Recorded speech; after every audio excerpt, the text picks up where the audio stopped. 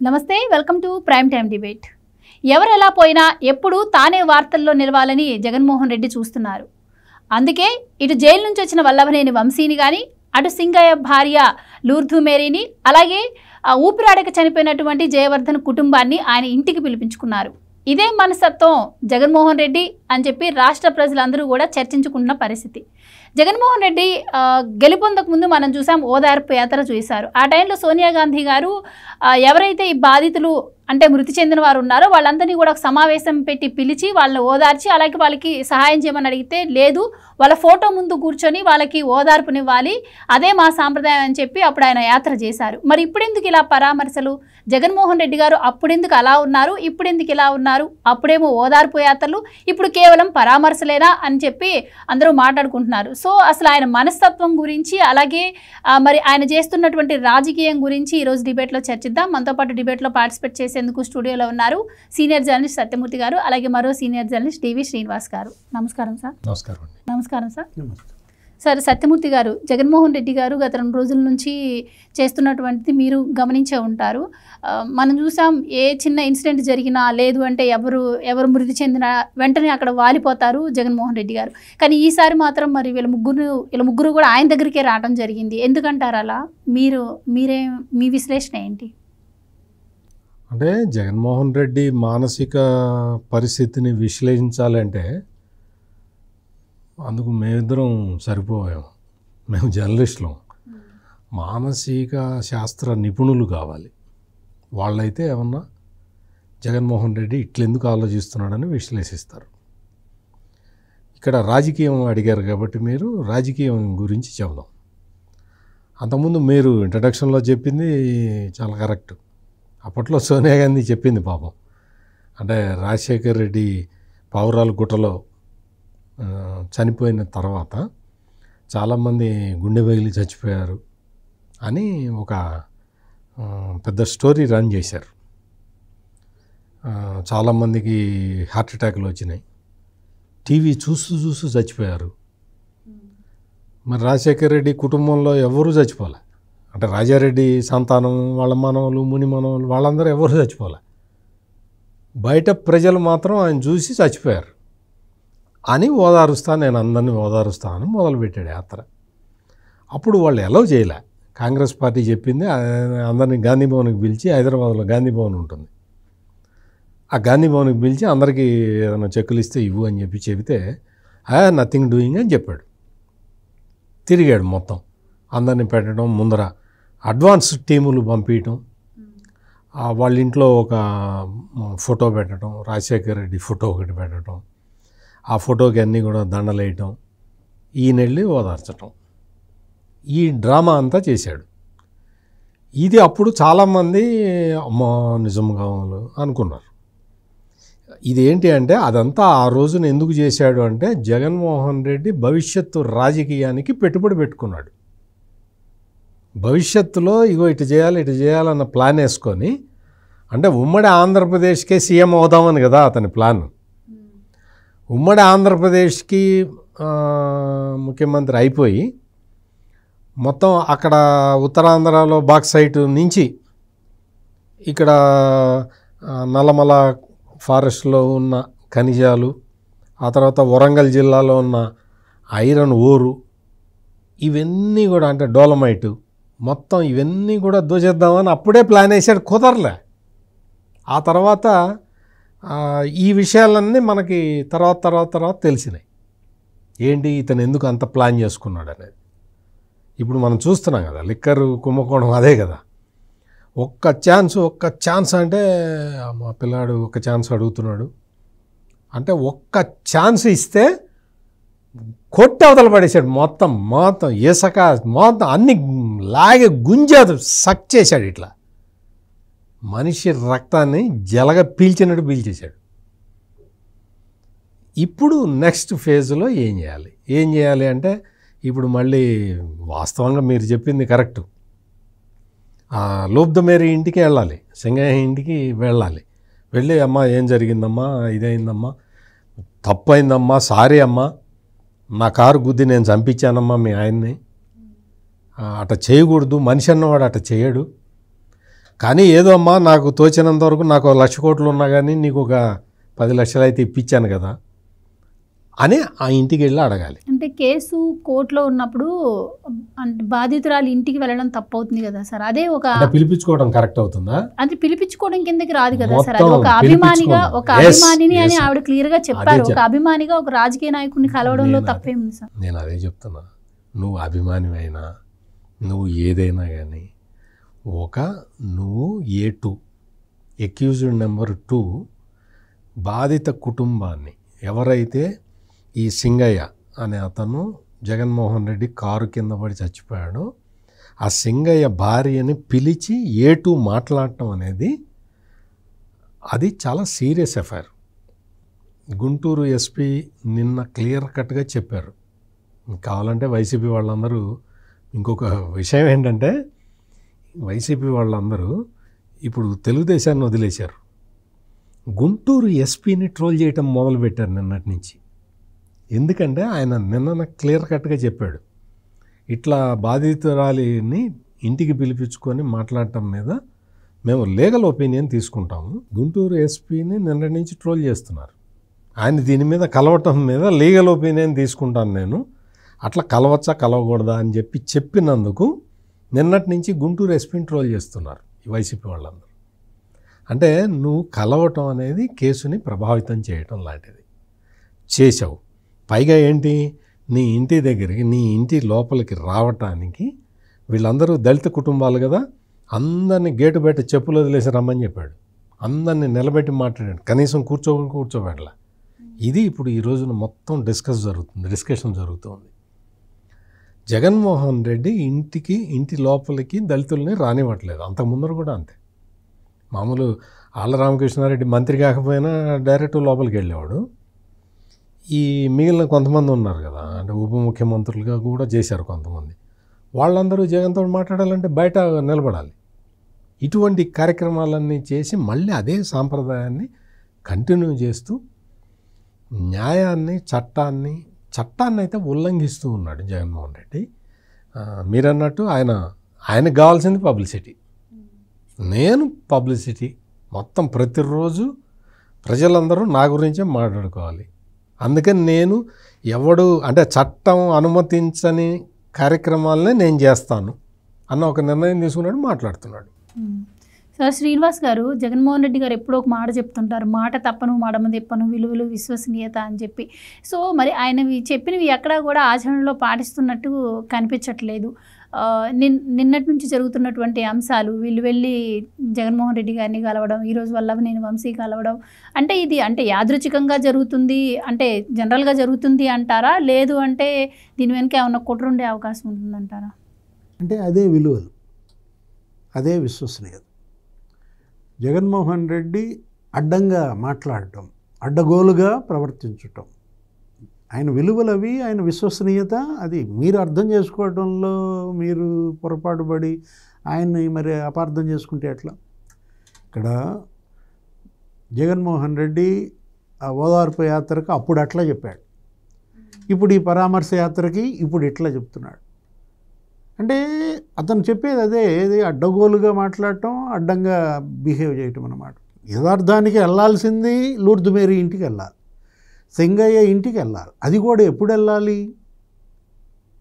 Case పడ్డాక A2గా నమోదయ్యాక కాదు, వెంటనే నువ్వు అసలు అతన్ని వైద్యానికి తీసుకెళ్తే ఈ పరిస్థితి వచ్చేది కాదు కదా.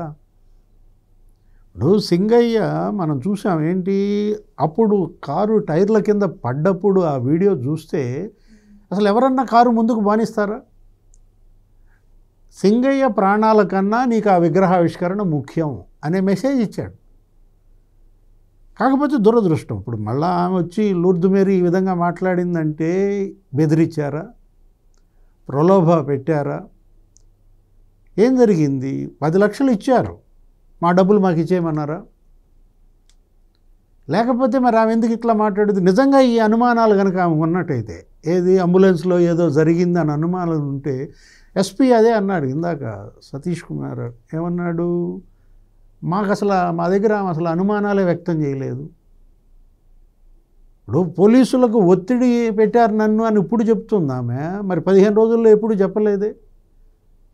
అంబులెన్స్లో అనుమానాలు ఉన్నాయి అనే విషయం హాస్పిటల్ ఎందుకు చెప్పలేదు? హాస్పిటల్లో ఈమెతో మాట్లాడాడంట, మరి ఆ పేర్లు చెప్పాడంట, బిడ్డల పేర్లు చెప్పాడంట. అంటే చచ్చిపోయింది అంబులెన్స్లో కాదు. మనం ఇక్కడ లూర్దు మేరీ మాటలు డబుల్ స్టాండర్డ్ కనపడుతున్నాయి. ఆమె ఏంటి తడబడి మాట్లాడిందా, అబద్ధం చెప్తోందనేది అక్కడ స్పష్టంగా కనపడినటువంటి పరిస్థితుల్లో ఒకటి మాత్రం నిజం. ఏది? సింగయ్య ప్రాణాలు జగన్మోహన్ రెడ్డి కారు బలి తీసుకుంది. సత్యమూర్తి గారు ఇప్పుడు ఇందాక ఏమని చెప్పారు? A2 నిందితుడిగా ఉన్నాడు.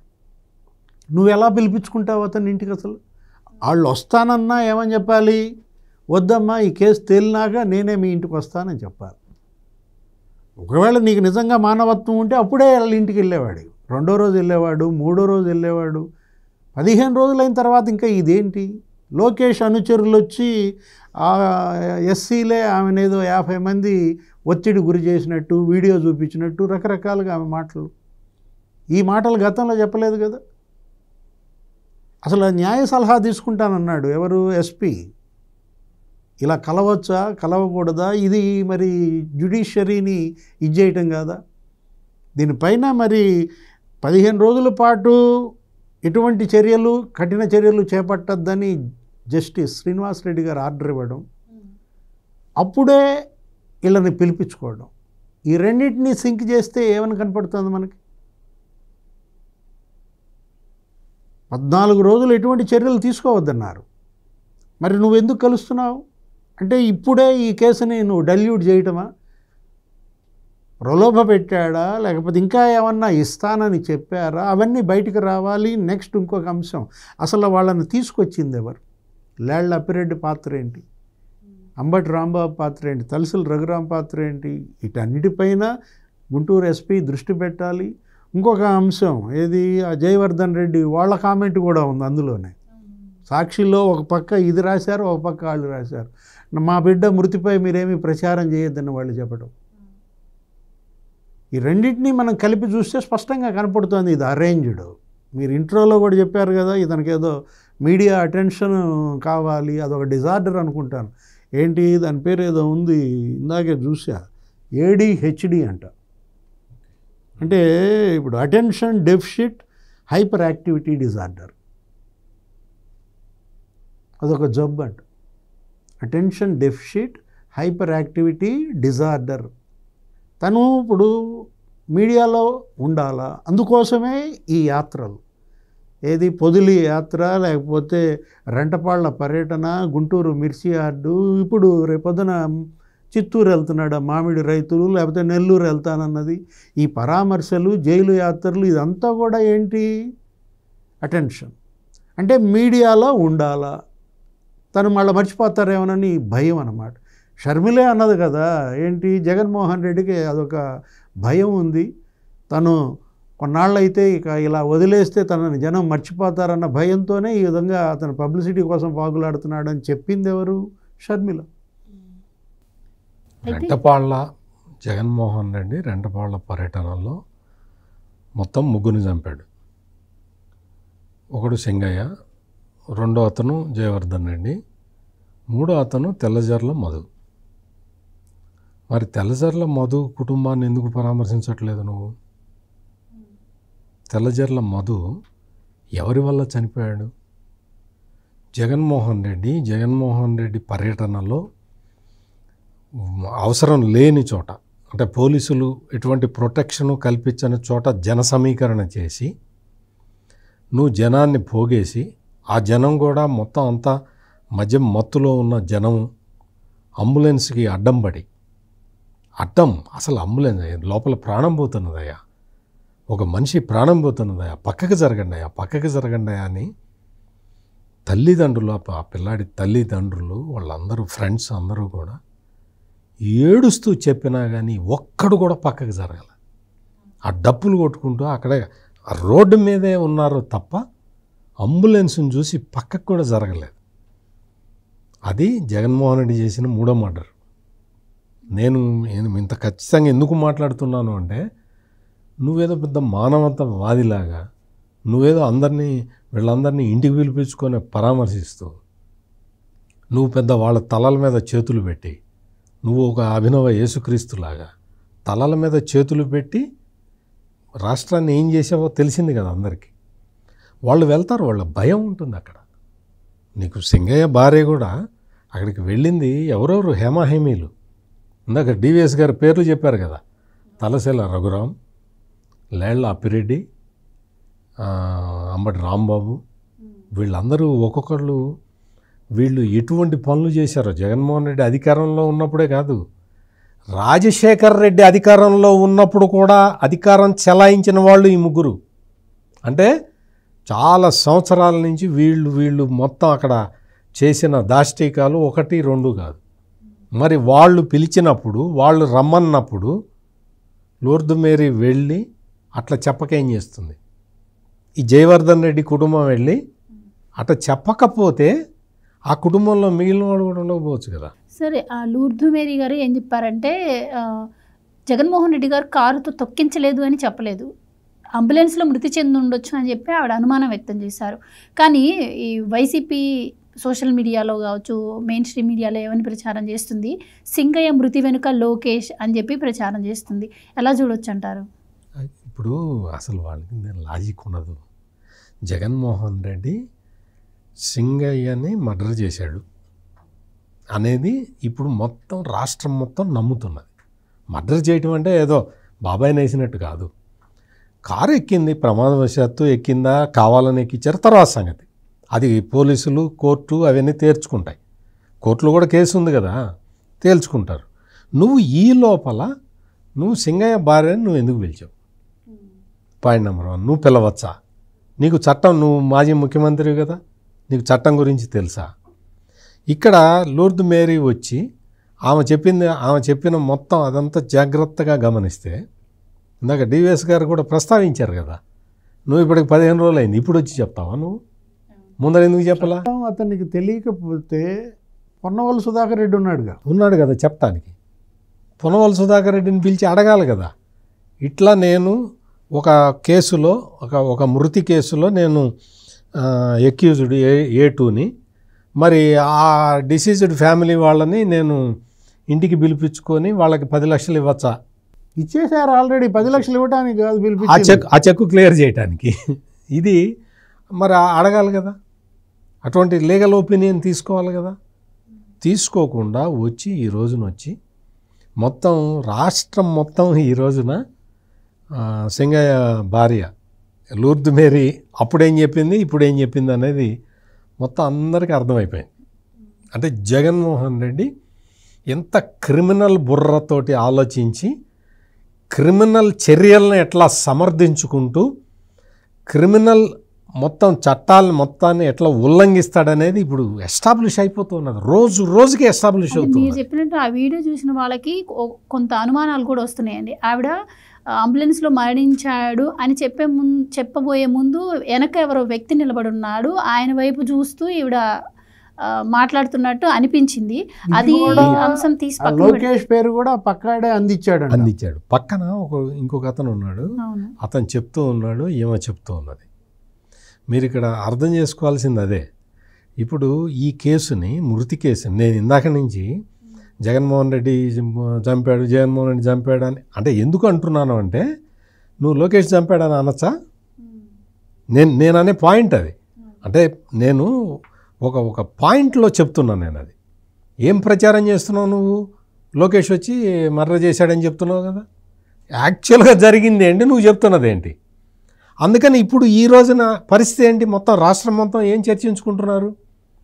జగన్మోహన్ రెడ్డి మొత్తం లూర్దు మేరీని తీసుకొచ్చేసి ఆ వెనక మనుషులందరూ నిలబడి ఉన్నారు. వాళ్ళందరూ ఒక్కొక్కడు మామూలుడు కాదు. అక్కడ ఆ వాళ్ళ వెనక నిలబడున్న గ్యాంగ్ని ఒక్కసారి మీరు పరిశీలిస్తే, ఆ ఫోటో పరిశీలిస్తే వాళ్ళందరూ ఇట్లా నిలబడి ఉన్నారు. నువ్వు చెప్పాల్సిందే, మేము బయట ఏం చెప్పామో నువ్వు అది చెప్పాల్సిందే మీడియా ముందర అని వాళ్ళు ఒత్తిడి చేస్తున్నట్టు క్లియర్ కట్గా కనపడుతున్నది.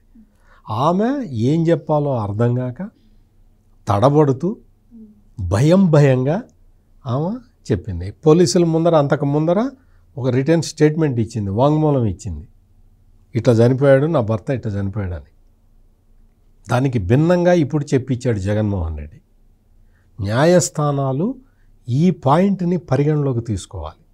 న్యాయస్థానాలు అంటే అందరికీ గౌరవం ఉంటుంది, నమ్మకం ఉంటుంది. న్యాయస్థానాలు ఈ విషయాన్నే పరిగణలోకి తీసుకోవాలి. రేపు పొద్దున కేసు దానికి సంబంధించిన ప్రొసీడింగ్స్ ఏవో వస్తాయి కదా, ఏ స్టేజ్లో ఉన్నాయో నాకు తెలియదు, కానీ అది వచ్చినప్పుడు న్యాయస్థానాలు ఖచ్చితంగా ఈ ఆస్పెక్ట్ని పరిగణలోకి తీసుకోవాలి. పరిగణలోకి తీసుకొని జగన్మోహన్ రెడ్డి కేసుని ఎట్లా డైవర్ట్ చేస్తున్నాడు అనేది స్పష్టంగా పరిగణలోకి తీసుకోవాలి. ఎందుకంటే ఇది చాలా స్పష్టంగా కనపడుతూ ఉన్నది. జగన్మోహన్ రెడ్డి కేసుని ప్రభావితం చేయడానికి, తప్పుదోవ పట్టించడానికి, దీన్ని బట్టే న్యాయస్థానాలు కూడా అర్థం చేసుకోవాలి. కేసులో తన ప్రమేయం లేకపోతే, తనకి సంబంధం లేకపోతే ఇన్ని ప్రయత్నాలు ఎందుకు చేస్తాడు అనేది కూడా న్యాయస్థానాలు పరిగణలోకి తీసుకోవాల్సిన అవసరం ఉంది. ఎందుకంటే సమాజ శ్రేయస్సుని కాంక్షించేవి న్యాయస్థానాలు. న్యాయమూర్తులు కూడా చాలా హృదయంతో ఆలోచిస్తారు. చాలా చాలా మంచి, అంటే సాక్ష్యాలు, ఆధారాలు అవన్నీ పెట్టుకొని సమాజం పట్ల బాధ్యతతోటి తీర్పులు చెప్తారు. కాబట్టి న్యాయమూర్తులు కూడా ఇవన్నీ ఆలోచించి ఒక డెసిషన్ తీసుకోవాల్సిన అవసరం అయితే చాలా స్పష్టంగా కనపడుతున్నది. కారు టైర్ల కింద నలిగిన మాట వాస్తవం. ఎస్పీ సతీష్ కుమార్ చెప్పారు. ఈ విషయం 3 రోజుల క్రితమే సత్యమూర్తి గారు చెప్పారు. పోస్ట్ మార్టం రిపోర్ట్లో ఏముంది? ఛాతీ నలిగిపోయింది. ఛాతీ నలగటం కాదు, ఆ పక్కటెముకలు ఇరిగిపోయాయి, ఛాతీలో గుచ్చుకున్నాయి, అతని ఛాతీలో రక్తం చేరింది. స్పష్టంగా పోస్ట్ మార్టం నివేదిక ఉంటే అంబులెన్స్లో ఏదో చేశారనే అనుమానాల. జగన్మోహన్ రెడ్డి కారు కింద నలిగిన వీడియో ఉంది, డ్రోన్ చిత్రాలు ఉన్నాయి, 6 సెల్ ఫోన్లో తీశారు. ఎవరాళ్ళు? వైసీపీ కార్యకర్తలు తీసిన. ఫోరెన్సిక్ కూడా ధృవీకరించింది కదండి. అసలు జగన్మోహన్ రెడ్డి తప్పు లేకపోతే, జగన్మోహన్ రెడ్డి దీనికి బాధ్యుడు కాకపోతే సాక్షిలో లైవ్ ఎందుకు ఆపావు? ఒక్కటే క్వశ్చన్, సాక్షిలో లైవ్ ఎందుకు ఆపావు?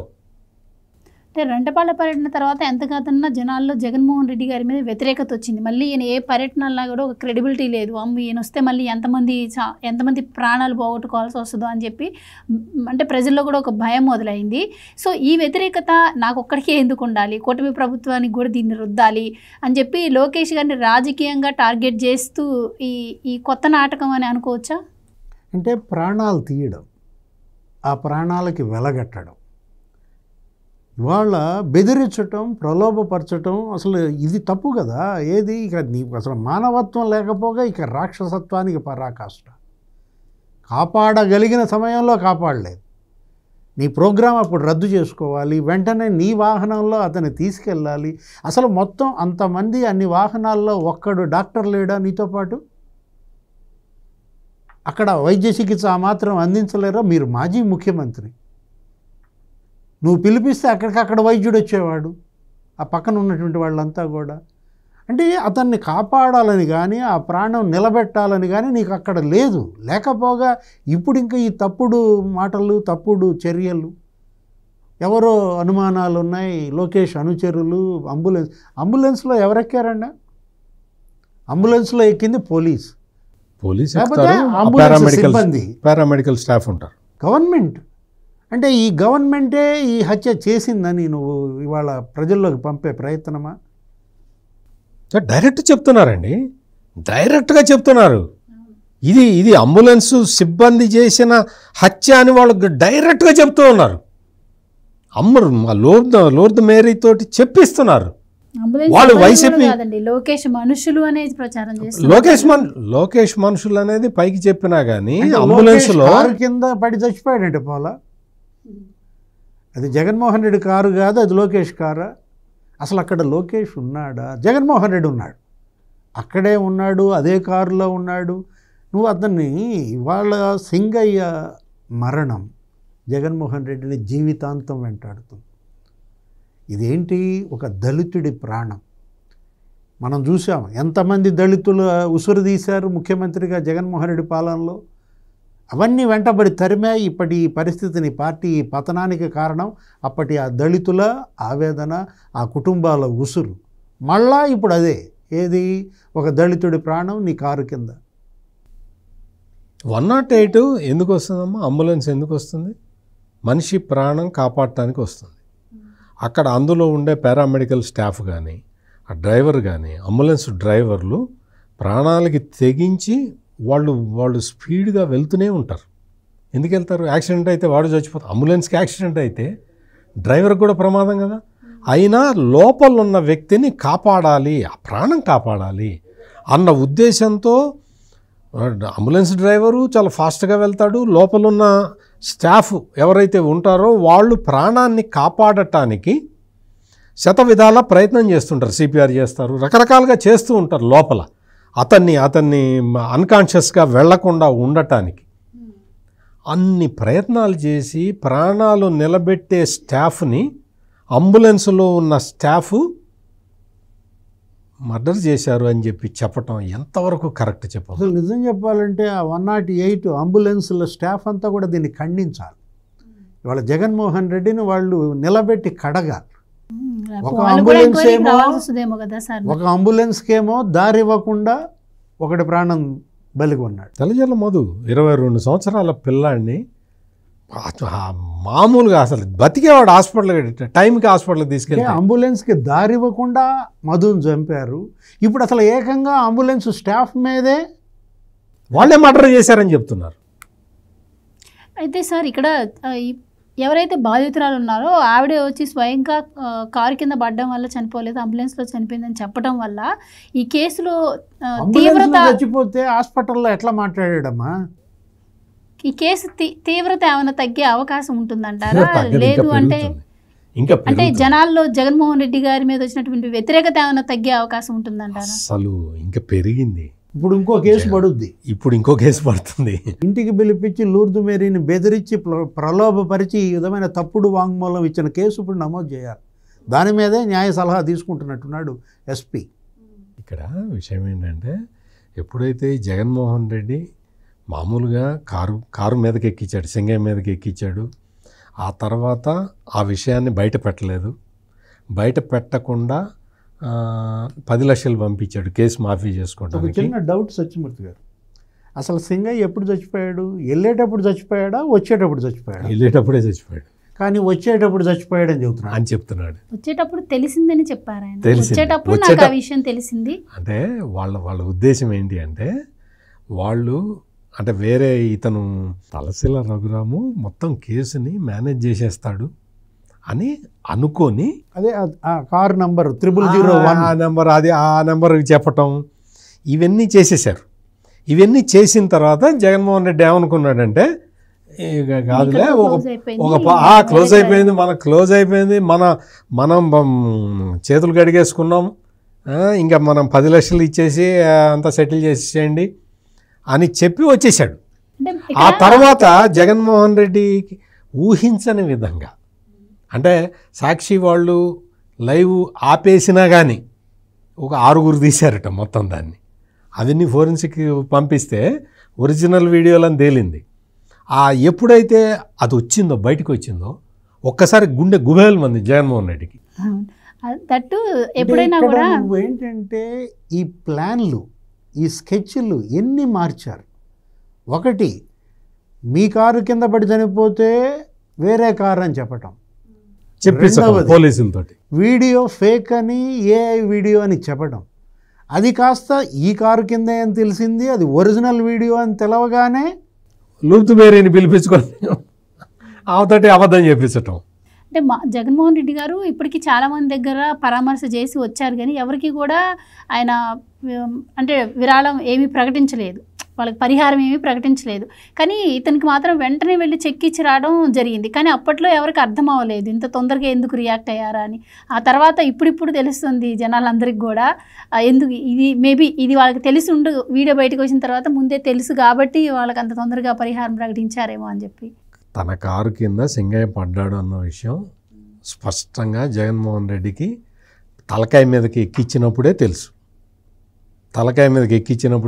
కానీ జగన్మోహన్ రెడ్డి రాజకీయ ప్రయోజనం ముందర ఎంతమంది ఏమైనా కానీ జగన్మోహన్ రెడ్డి పట్టించుకోడు. ఆయన అప్పటి ప్రధాన ఉద్దేశం ఏంటంటే ఆ బెట్టింగుల్లో డబ్బులుగా కాసి తన గెలుపు మీద బెట్టింగులు కాసిన అతను చచ్చిపోయాడు. అతను చచ్చిపోయి సంవత్సరం అయింది. అతని విగ్రహాన్ని ఆవిష్కరించాలనేది ఒక్కటే జగన్మోహన్ రెడ్డి పొలిటికల్ ఎజెండా. అందుకని కింద ఎవడు తలకాయ మీద కారెక్కింది అంటే పోనీరా తొందరగా పోని అని చెప్పు ఉంటాడు. లేకపోతే ఆ తప్పుని ఇంత కవర్ చేసుకోడు జగన్మోహన్ రెడ్డి. నిజంగా అది మామూలుగా యాక్సిడెంట్ అయ్యి అతనికి తెలియకపోతే, అతనికి కారు ఎక్కిన విషయం ఆయనకి తెలిసి ఉండకపోతే ఇంత కవరప్ ఎందుకు చేసుకుంటున్నాడు? మొత్తం ఒకవైపు కోర్టులో కేసు ఉండంగా వాళ్ళ డిసీజ్డ్ ఫ్యామిలీ తోటి ఎందుకు మాట్లాడుతున్నాడు? కేసుని కవరప్ చేసుకునే ప్రయత్నం ఎందుకు చేస్తున్నాడు? డ్రైవర్ ఏమి వాంగ్మూలం ఇచ్చాడు? డ్రైవర్ వాంగ్మూలం ఇచ్చిన తర్వాత జగన్మోహన్ రెడ్డికి భయం ఎందుకు పెరిగింది? ఆ భయం పెరగటంతో ఇంకా ఎక్కువ తప్పులు చేస్తున్నాడు. ఇది సీక్వెన్స్. ఈ జరిగిన నేరానికి సీక్వెన్స్ ఇది. అంటే ఈ సెక్షన్ల బట్టి చూస్తే సార్, అంటే కార్ కింద పడితే ఒక శిక్ష, లేదంటే కార్ కింద పడి చనిపోకపోతే ఒక శిక్ష, అలా ఏమైనా ఉంటుందంటారా?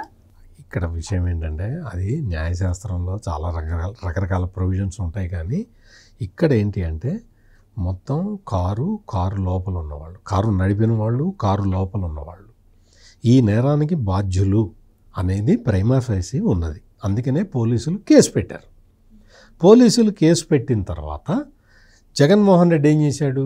ఈ కేసు నా మీద పెట్టకూడదు, కొట్టేయాలని పెట్టాడు. అది కోర్టులో పెండింగ్లో ఉంది. అది కోర్టులో పెండింగ్లో ఉండంగా నువ్వు ఆ డిసీజ్డ్ ఫ్యామిలీ తోటి ఎట్లా మాట్లాడావు? నువ్వు కోర్టు నిర్ణయం రావాలి కదా. కోర్టు నిర్ణయం రాకముందరే నువ్వు ఇది ఎందుకు చెప్పావు అంటే క్లియర్ కట్గా మనకి ఏం అర్థమవుతున్నది అంటే ఆ కేసు తన మీదకి వస్తుంది అన్న భయంలోనే జగన్మోహన్ రెడ్డి ఇన్ని తప్పులు చేస్తూ ఉన్నాడు. చాలామంది మేధావులు సాక్షిలో కూర్చొని వాళ్ళు చెప్తూ ఉంటారు, కారు డ్రైవర్ది తప్పు కానీ కారు లోపల కూర్చున్న వాళ్ళు బాధ్యులెట్ అవుతారు అని చెప్పి ఓ పెద్ద లా పాయింట్లు చెప్తున్నారు. అంటే బిఎన్ఎస్ సెక్షన్ 105 కూడా పెట్టాల్సిన అవసరం లేదు. ఏం లేదు, అసలు కేసే పెట్టకూడదు. హత్య చేయాలని ఉన్నా, లేకపోతే చేయాలన్న ఉద్దేశం ఉంటేనే పెట్టాలని హైకోర్టే చెప్పింది. మన డిమాండ్ ఏంటి అంటే బాబాయ్ మర్డర్ కేసు కూడా కొట్టేయాలి, మన మీద ఉన్న అక్రమాస్తుల కేసులు కూడా కొట్టేయాలి. ఇది మన డిమాండ్. అసలు అవి అక్రమాస్తులే కాదు, అవన్నీ నేను కష్టపడి వరి సాగు చేసి నేను సంపాదించుకునే డబ్బులు, కేసులు కొట్టేయండి. మన స్టాండ్ అదే కదా. జడ్జిమెంట్ ఇవ్వండి, నేను చెప్పినట్టు జడ్జిమెంట్ ఇవ్వండి అని చెప్తున్నాడు. నేను జడ్జిమెంట్ రాసి పంపిస్తా, అది చదవండి, సంతకం పెట్టండి. ఇది వైసీపీ మేధావులు, జగన్మోహన్ రెడ్డి తాబేదారులు చెప్పే హరికథలు ఇవే ఉంటాయి. న్యాయశాస్త్రం చక్కగా ఉంది, కరెక్ట్ డిఫైన్ చేసింది. పోలీసులు అక్కడ ఐపీఎస్లు చదువుకొని కూర్చొని ఊరికే ఆషామాషిగా ఏమి రారు. వాళ్ళు కేసు పెట్టారు అంటే అందులో ఒక లాజిక్ ఉంటుంది. ఆ లాజిక్ ప్రకారం కోర్టులో కేసు నడుస్తున్నది. ఇప్పుడు లూర్దు మేరీ కేసు పెట్టిందని మీరే చెప్పారు కదా, ఇప్పుడు ఆవిడ కేసు వాపస్ తీసుకుంటే ఈ కేసు క్లోజ్ అయిపోయే అవకాశం ఏమైనా ఉంటుందంటారా? చాలా మంచి క్వశ్చన్ అడిగారు. లూర్దు మేరీ కాదు, లూర్దు మేరీకి సంబంధించిన చుట్టాలందరూ వచ్చి మాకు సింగయ్య చనిపోలేదని రాసి ఇచ్చిన కేసు ఉంటుంది. సింగయ్య రాసిస్తే సింగయ్య వచ్చి రాసి ఇచ్చిన కేసు ఉంటుంది. ఇప్పుడు for your information Lourdu Mary కూడా అడుగు. సింగయ్య బతికొచ్చి నన్ను జగన్మోహన్ రెడ్డి తొక్కించలేదు, నేనే కింద పడుకుని లేచి బయటకు వచ్చాను అని సింగయ్య ఇప్పుడు బతికొచ్చి చెబితే కేసు తీసేస్తారా అని అట్లా సింగయ్య చెప్పినా కేసు ఉంటుంది. సింగయ్య చెప్పినా కేసు ఉంటుంది. ఎందుకంటే సింగయ్య పక్కటెముకలు ఇరిగినాయి, ఆ ఎముకలు గుచ్చుకొని మొత్తం ఊపిరితిత్తులు చీరుకుపోయినాయి, ఇవన్నీ ఉన్నాయి. అందుకని సింగయ్య వచ్చి చెప్పినా కేసు అట్లాగే ఉంటుంది. ఈ లూర్దు మేరీని తీసుకొచ్చి ఇట్లా చెప్పించటం ఏంటంటే జగన్మోహన్ రెడ్డి న్యాయస్థానాలని ప్రభావితం చేయడానికి ప్రయత్నం చేస్తున్నాడు. అంత రాష్ట్ర ప్రజలందరూ కూడా దీన్ని గమనించాలి. అంటే ఒకవైపు ఏమో జడ్జి గారు ఎక్కడికక్కడ ఆపేయండి, స్టేటస్ కో, అసలు ఎవరిని విచారించడానికి వీలు లేదు అని ఆయన ఉత్తర్వులు ఇస్తే ఇతను మాత్రం లెక్క చేయడు. ఇతని ప్రలోభాలు ఇతను కొనసాగించమని చెప్పారా జడ్జి గారు? ఇతని బెదిరింపులు ఇలా బెదిరించమని కొనసాగించడానికి ఇచ్చారా 2 వారాల వ్యవధి? ఇవాళ న్యాయస్థానాలకి జగన్మోహన్ రెడ్డి ఒక సవాల్ విసురుతున్నాడు, ఒక ఛాలెంజ్ చేస్తున్నాడు అనమాట.